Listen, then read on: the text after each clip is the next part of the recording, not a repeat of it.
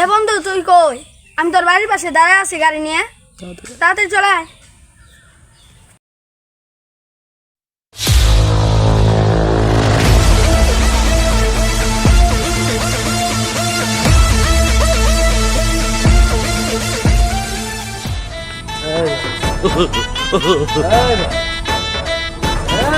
এই, কি হয়েছে?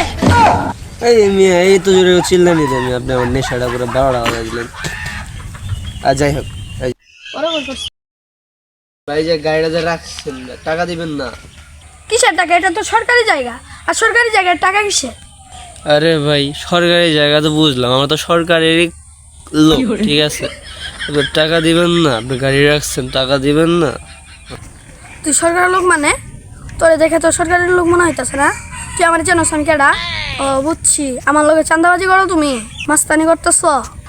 এ ভাই আপনার লাগে মাস্তানি করতেছি না, আপনি গাড়ি রাখছেন সোজা কথা টাকা দিবেন, ঠিক আছে? টাকা না দিলে আপনার যাইতে দেবো না, বুঝছেন না? পোলা সব খবর দেওয়া দেবো একদম কইলাম।